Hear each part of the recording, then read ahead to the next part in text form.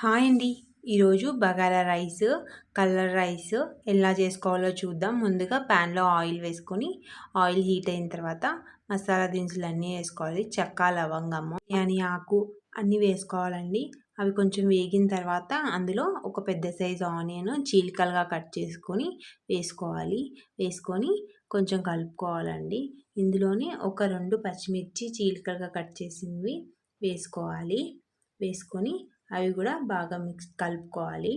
కలిపిన తర్వాత ఇందులో కొంచెం ఉప్పు వేసుకోవాలండి. ఉప్పు వేయడం వల్ల ఆనియన్స్ త్వరగా కలర్ వచ్చి తొందరగా వేగుతాయి. తగినంత ఉప్పు వేసుకోవాలి.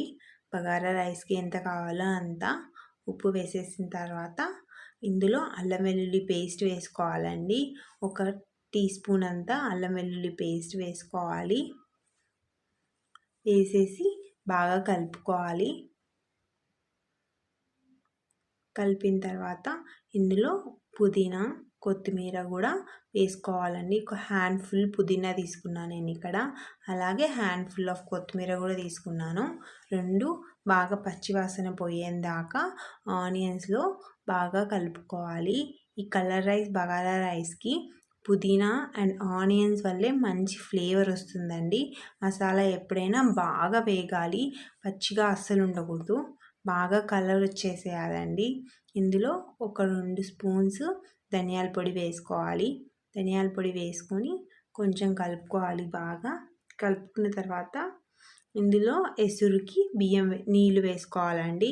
ఇక్కడ నేను 3 కప్స్ ఆఫ్ వాటర్ వేసుకున్నాను. అంటే 1:1.5 లాగా వేసుకున్నానండి. వేసుకొని వాటర్ వేసుకొని 3 కప్స్ ఆఫ్ వాటర్, 1.5 కప్పు బియ్యం వేసుకున్నాను. వేసుకొని బాగా నీళ్ళు బాగా మరిగించుకోవాలండి. నీళ్ళు బాగా మరిగిన తర్వాత ఇప్పుడు ఒకసారి ఉప్పు చెక్ చేసుకోవాలండి. వాటర్లో కొంచెం వాటర్ ఉప్పుగా ఉండాలి. అప్పుడే బియ్యంకి మనకి కలర్ రైస్కి ఉప్పు కరెక్ట్గా సరిపోతుంది. ఇక్కడ నేను 1/2 అవర్ నానబెట్టుకున్న బియ్యం వేస్తున్నానండి. బియ్యం వేసిన తర్వాత ఒకసారి కలుపుకొని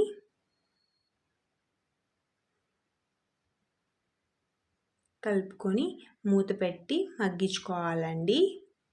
కొంచెం మగ్గుతుంది అన్నప్పుడు ఇందులో నిమ్మకాయ రసం వేసుకోవాలండి. ఒక 1/2 చెక్క నిమ్మకాయ రసం వేసుకోవాలి.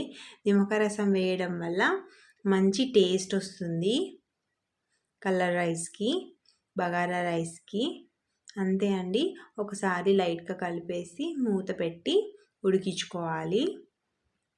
ఇప్పుడు అంతా నీళ్ళంతా ఇంకిపోయాయి అన్నప్పుడు ఒకసారి లైట్గా అలా మిక్స్ చేసుకొని మసాలా అవంతా ఈవెన్గా పట్టుకుంటుంది. అందులో కొంచెం నెయ్యి వేసుకోవాలి.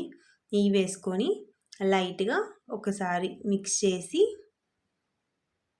ఇంకా మూత పెట్టేసి మగ్గించుకోవాలండి. అంతే అండి. చాలా యమ్మీ అండ్ చాలా ఈజీగా చేసేసుకోవచ్చు బగారా రైస్. దీంట్లోకి చికెన్ కర్రీ కానీ, పన్నీర్ కానీ, మష్రూమ్ కానీ ఏదైనా చాలా బాగుంటుందండి కాంబినేషన్. ఈసారి సండే ఖచ్చితంగా ట్రై చేయండి. రెసిపీ నచ్చితే వీడియో లైక్ చేయండి, షేర్ చేసుకోండి, సబ్స్క్రైబ్ చేసుకోండి. Thanks for watching.